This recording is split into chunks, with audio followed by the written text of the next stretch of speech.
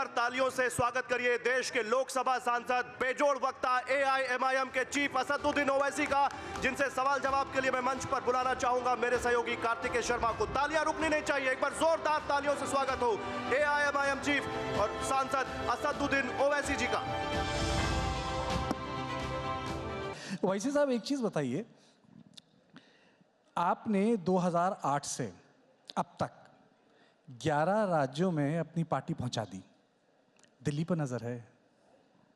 नहीं, ऐसा कुछ नहीं है, दिल्ली पर नज़र नहीं है मेरा। देखिए, कोई पॉलिटिकल पार्टी का एक नेचुरल एक्सपेंशन का प्लान होता है, तो हमारी पार्टी की भी हम कोशिश कर रहे हैं कि, और इससे भारत की लोकतंत्र मजबूत होगा, डेमोक्रेसी मजबूत होगी, तो वही उसमें काम कर रहे हैं। और ईमानदारी की बात तो यह है कि हमारे बुज़ुर्गों की मेहनत का फ़ायदा मैं उठा रहा हूँ। उन्होंने इतनी पार्टी को मजबूत किया उस वक्त आंध्र प्रदेश में कि मैं अब उसको आगे लेके जा सकता हूँ, तो क्रेडिट उनको जाता है। पर कुछ लोगों को दर्द भी है इस बात का कि आप मजबूत हो रहे हैं, वो कमज़ोर हो रहे हैं, जहाँ पहुँचते हैं वो सत्ता से दूर हो जाते हैं। तो कंपटीशन है, तो कंपटीशन में सबको मेहनत करना पड़ेगा। कभी मैं नहीं जीतता हूँ, कोई दूसरा जीतता है, तो इसमें तो कोई ताजुब की बात नहीं होनी चाहिए। उसमें तो सबको मेहनत करना है, काम करना है, आवाम का दिल जीतना है। अच्छा, ये पूरा किसान आंदोलन चला ओवैसी साहब, आप नज़र नहीं आए? नहीं, किसान आंदोलन में तो ये तो ए पॉलिटिकल आंदोलन है और हम सब लोग उसकी तायीद कर रहे हैं, सपोर्ट कर रहे हैं उनको। तो उसमें जाकर खामखा हम लोग माहौल को क्यों ख़राब करें? वो लोग कर रहे हैं। हाँ, उनकी डिमांड जो है वो जस्टिफाइबल डिमांड्स हैं और सरकार को उसको मानना चाहिए, कबूल करना चाहिए, और ये हम बोले हैं और फिर से बोल रहे हैं। ओवैसी साहब, आपको एक मैं मसले पे लाता हूँ। मैंने आपकी पूरी स्पीच सुनी संसद में, आपने लंबा भाषण दिया था। आपने 92 की बात को प्राण प्रतिष्ठा से जोड़ दिया, राम मंदिर वाले। हाँ बिल्कुल, ये फैक्ट है। देखिए, 22 जनवरी की बुनियाद तो 1949 में डाली गई थी, जब जीबी पंत ने मस्जिद के अंदर मूर्तियां रखने की इजाज़त दी। 22 जनवरी की बुनियाद तो 6 दिसंबर को डाली गई। तो ये बिल्कुल सच है। और अगर 6 दिसंबर नहीं होता, 22-23 दिसंबर की रात में 49 में मस्जिद में मूर्तियां नहीं रखी जाती, तो 22 जनवरी मुमकिन था क्या, बताइए आप? लेकिन ओवैसी साहब, ये जो मंदिर बना है वो तो कोर्ट के आदेश से बना है। हाँ, बिल्कुल। और उसका दूसरा पहलू भी है। नहीं, कोर्ट मस्जिद की जगह भी है। नहीं, कोर्ट इसीलिए तो हमने डिसएग्री किया था सुप्रीम कोर्ट के जजमेंट को, कि सुप्रीम कोर्ट ने ये कहा कि हम आस्था की बुनियाद पर ये फैसला दे रहे हैं, और वही सबसे बड़ा आज प्रॉब्लम बन चुका है और कल भी बनेगा। क्यों? क्योंकि अगर आप आस्था को फैक्टर बनाएंगे तो फिर एविडेंस का क्या होगा? अगर कोर्ट आस्था के फैसले करेगा तो फिर आपकी आस्था मेरी आस्था से बढ़ के कैसे होगी? ये मुल्क की खूबसूरती, इसकी डाइवर्सिटी है, इसका प्लुरलिज्म है। इस देश का कोई मज़हब कभी था नहीं, ना कभी रहेगा। ये देश तो उन लोगों को भी मानता है जो किसी भगवान या अल्लाह को नहीं मानते। तो इस देश को अगर आप एक समुदाय, रिलीजन से जोड़ देंगे तो ये तो संविधान के खिलाफ है। लेकिन असदुद्दीन जी, अगर आप एक बात कह रहे हैं कि एक धर्म दूसरे धर्म से बड़ा नहीं होता, लेकिन आप सांसद हैं, आपने संसद में जब भाषण दिया तो आपने कहा आप राम के सम्मान करते हैं, और दूसरी तरफ आपने बाबरी मस्जिद जिंदाबाद बोला। हाँ, बुरी बात क्या है उसमें? मैंने कहा कि मैं नाथूराम के खिलाफ हूँ। आप खिलाफ हैं नहीं नाथूराम के? सबको होना चाहिए नाथूराम के खिलाफ। और बाबरी मस्जिद जिंदाबाद बोलना गलत बात क्या है? बाबरी मस्जिद को तो मंदिर तोड़कर नहीं बनाया गया, सुप्रीम कोर्ट ने कहा। बिल्कुल, सुप्रीम कोर्ट ने कहा कि वहां पर मंदिर तोड़कर नहीं बनाया गया। तो ये आर्गुमेंट जो बीजेपी झूठ फैला रही थी कि मंदिर तोड़कर मस्जिद बनाया गया, वो तो सुप्रीम कोर्ट नकार दिया। नहीं, वो ठीक है, लेकिन आपको नहीं लगता कि अगर इन तीन चीज़ों पे समन्वय हो जाता, जैसा कि बोला जा रहा था 80 के दशक में, कि वापस कर दिया जाए काशी, मथुरा, अयोध्या, तो बड़े मसले हल हो जाएंगे? नहीं, आप सब चीज ले लीजिए ना। वो दो क्यों लेते आप? सब ले लीजिए, कुछ बाकी मत रखिए आप। भाई, कुछ रूल ऑफ लॉ रहेगा नहीं रहेगा, बताइए आप। अब आप कहेंगे कि भाई वो आस्था की बुनियाद पर हम दे दिए, यहां पर क्या वो भी आस्था बोल देंगे आप, वहां पर भी आस्था बोल देंगे, तो फिर संविधान किस लिए है फिर? कोर्ट किस लिए है, एविडेंस किस लिए है, सब दे दीजिए, फिर आप खत्म कर दीजिए। 2 पे क्यों रुकते हैं आप, सब ले लीजिए। वाईसी साहब, अगर आस्था के मामले मेरे ख्याल से मथुरा, काशी और नहीं, अयोध्या नहीं, एकदम अलग हैं बाकी मंदिरों से। नहीं, देश आस्था पे नहीं चल सकता ना। कल अगर मैं पावर में आ जाऊंगा गलती से, मैं गलती से पावर में आ गया, अभी क्या? भी पावरफुल हैं आप। सुनिए आप, नहीं, अभी भी पावरफुल सुनिए, हैं आप। अगर गलती से मैं प्राइम मिनिस्टर बन गया और मेरे पास भी 300 MP आ गए गलती से, मैंने ख्वाब में भी नहीं सोचता हूं मगर कह रहा हूं, मैं कहूंगा मेरी आस्था, क्या करेंगे आप? यही तो हम कह रहे हैं ना कि देखिए आस्था पे नहीं चल सकेगा। आप ये कह रहे हैं कि मुस्लिम पक्ष को ठीक से सुना नहीं जा रहा। नहीं, मैं ये कह रहा हूं कि अब कानून बना दिए तो कानून को फॉलो करिए। जब सुप्रीम कोर्ट ने बाबरी मस्जिद, राम मंदिर डिस्प्यूट में कह दिया कि places of worship act 91 basic structure से उसका ताल्लुक है और नॉन डिट्रोगेशन का वर्ड इस्तेमाल किया, तो उसको फॉलो करिए ना। ज्ञानवापी पे तो अदालत का कहना है कि उसके दायरे पे नहीं आता है, किसके? कानून के दायरे में नहीं आता है। कैसे नहीं आता है? कैसे भाई, वो नहीं तो आता? अदालतें कह रही हमने हैं। जब पार्लियामेंट में ये कानून पास कर दिया, सिर्फ इस जगह को छोड़कर, मैं तो वो भी गलत था, इस जगह को छोड़कर सब डिस्टर्ब नहीं करेंगे, तो क्या मतलब है फिर उसका? आप तो लॉयर हैं, बिल्कुल, मैं कह आप रहा तो हूं। लॉयर हैं, लेकिन मुझे एक चीज बताइए, जब आपको अदालत की बात पे ही विश्वास नहीं तो मामला कैसे सुलझेगा? अदालत की बात देखिए, अदालत के फैसले को मानते हैं और डिसएग्री भी करते हैं, वही तो खूबसूरती है जमहूरियत की। वैसे जी, लोग ये भी कहते हैं कि आप मामले को सुलझाते नहीं, कई बार भड़का देते हैं। जब ज्ञानवापी का मामला चल रहा था तो आपने वो 6 दिसंबर टाइप बात कह दी। हाँ बिल्कुल, बिल्कुल सही है वो। क्यों, क्या 6 भड़काने नहीं दिसंबर? हुआ वैसी जी। क्या आपकी नजर में 6 दिसंबर अच्छा दिन था? नहीं, नहीं, आपने बोला 6 दिसंबर। नहीं, आपकी नजर में या देश की नजर में 6 दिसंबर अच्छा दिन था क्या? पुराने घाव भाई, को करना अच्छी बात है। सुप्रीम कोर्ट को पुराने वादा, घाव को- सुप्रीम कोर्ट को वादा करके आपने तोड़ दिया, नहीं हाथ लगाएंगे। अच्छा, हैरत की बात तो ये घावों को हरा करना अच्छी बात है। देखिए, जख्म जो दिया गया था उस जख्म को याद रखिए, दोबारा जख्म नहीं लगना चाहिए। आप हिस्ट्री से सीखते हैं, हिस्ट्री को रिपीट नहीं होने देते आप। पर ऐसा तो कुछ हुआ ही नहीं उसके बाद। आप बताइए, कोई एक ऐसी मस्जिद है जहां मॉब घुस के जिसने तोड़ दिया? मॉब ने तोड़ तो दिया। आप इंतजार करेंगे तोड़ने के मैं लिए? इंतजार नहीं कर रहा, आपने बोला और हो रहा है। मुझे तो विश्वास है यहाँ सुनिए, के लोगों में। देखिए, मस्जिद को कैसे तोड़ा गया? सुप्रीम कोर्ट को बोलकर नहीं तोड़ेंगे, तोड़ दिए।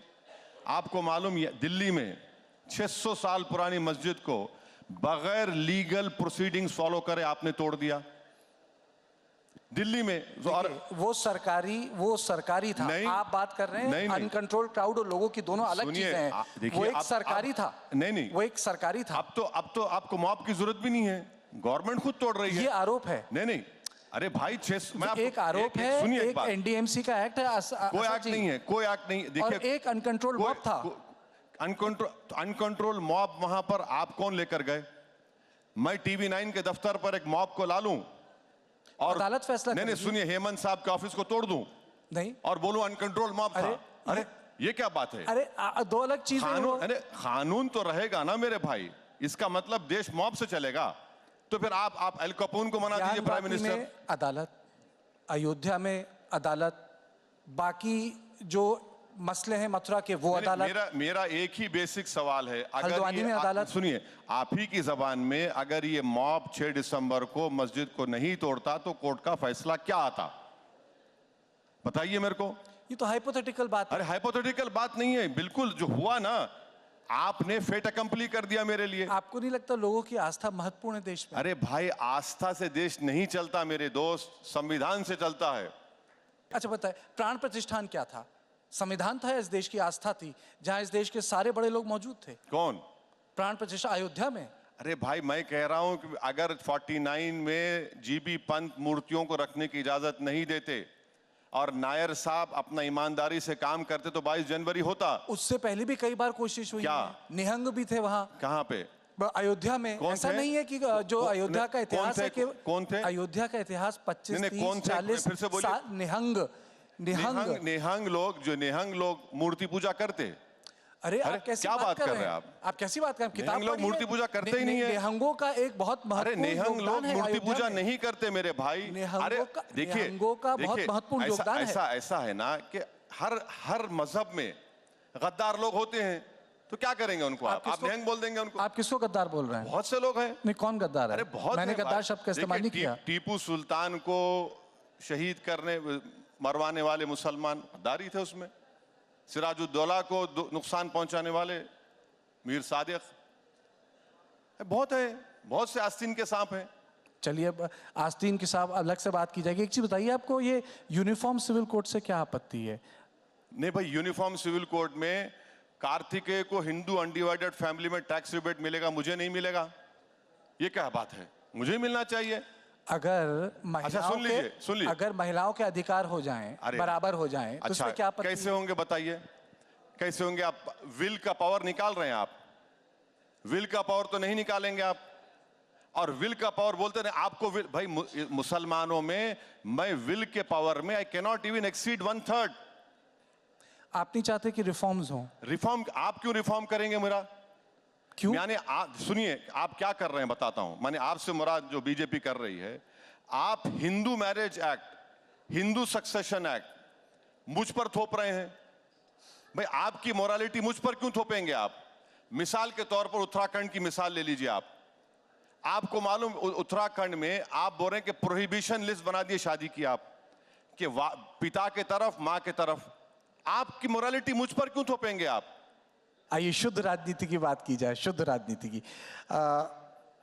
ओवैसी साहब, आप खड़े कहाँ हैं, किसके साथ हैं? किसके साथ खड़े हैं? आपने एक बीच में बोला था ना महबूब ना महबूबा। नहीं, देखिए हम जहां खड़े, ना आपने बोला ना मोहब्बत की दुकान के पास, ना नहीं, देखिए आप दूसरा शब्द आप दूसरा आप बोल बोलेंगे? दीजिए। अरे आप बोलेंगे ना? मैं बोल दूंगा, मुझे क्या है? नहीं, नहीं, आपने बोला महबूबा के पास नहीं जाऊंगा, महबूब से दूर रहूंगा, ये नहीं, दुकान भी ठीक नहीं है। नहीं, हम जहां खड़े हैं अच्छी जगह खड़े हैं, जमीन हमारी मजबूत है। ये पैगाम दिया जाता है मुसलमानों को, अभी भी दिया जाता है, पहले भी देते थे कि बस हमारे गले में एक सांप डाल दिए, बस नाचते रहो सेकुलरिज्म का नाम लेकर। कहां सेकुलरिज्म है?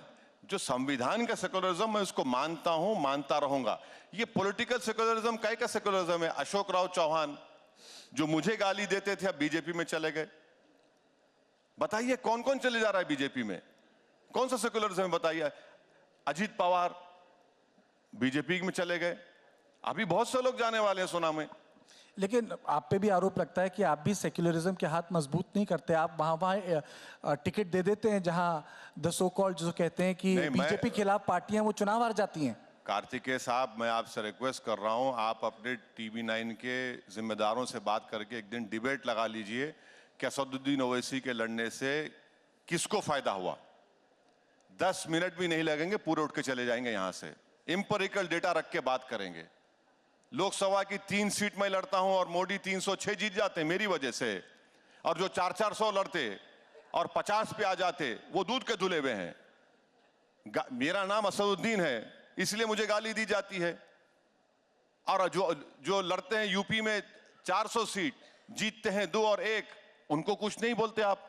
मैंने आपसे मुराद जो दूसरे लोग जो हमको गाली देते। किशनगंज का दर्द तो समझिए। नहीं कि अरे मैं पिछले बार भी किशनगंज लड़ा था, 3 लाख वोट मिले हमको।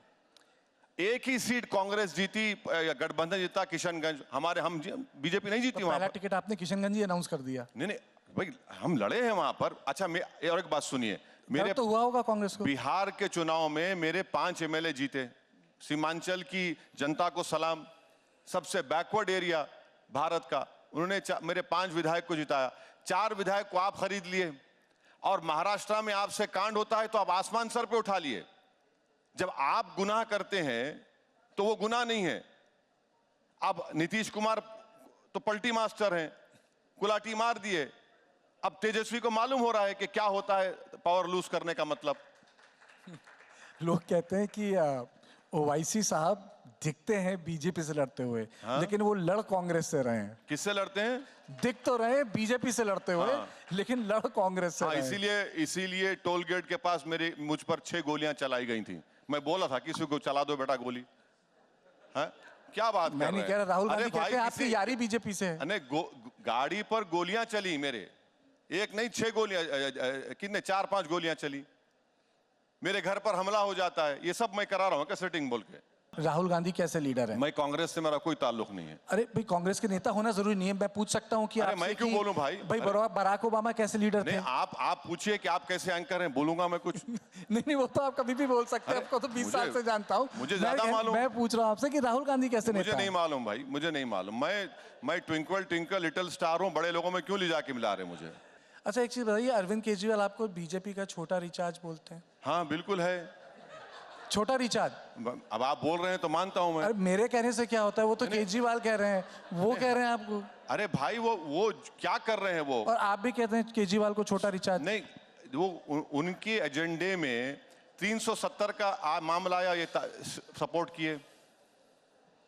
उनका जो एजेंडा है वो सॉफ्ट हिंदुत्व नहीं है, एक्चुअल हिंदुत्व फॉलो कर रहे हैं केजरीवाल। ढकी छुपी बात कहाँ है? ये सब जानते हैं। लोकसभा चुनाव ज्यादा दूर नहीं है, आप किसी से गठबंधन करना चाहेंगे? नहीं, हम तो बिल्कुल करना चाहेंगे। अगर कोई होगा बातचीत चल रही है, होगा तो अच्छा है, नहीं तो लड़ेंगे। किससे कहेंगे? क्योंकि मैंने आपसे पूछा था ना पहले कि महबूब के पास भी नहीं जाएंगे, महबूबा के पास भी नहीं जाएंगे, दुकानदार के पास भी नहीं जाएंगे, फिर आपने वो चौकीदारी वाली बात भी कही थी। तो जाएंगे किसके पास आप? अरे जनता के पास जाएंगे, जनता के आवाम के पास जाएंगे, अपनी बात रखेंगे और रखते आए रखेंगे। चलिए, अगर इंडिया आपको न्योता देता है, इंडिया गठबंधन आपको बुलावा देता है, बुलाता है आदर से, सत्कार के साथ, जाएंगे? हाइपोथेटिकल सवाल का जवाब प्रेजेंट में कैसे दे सकता हूं मैं? मेरे को तो नहीं मालूम। वो तो खुला कह चुके हैं कि हमको इनसे मतलब नहीं है।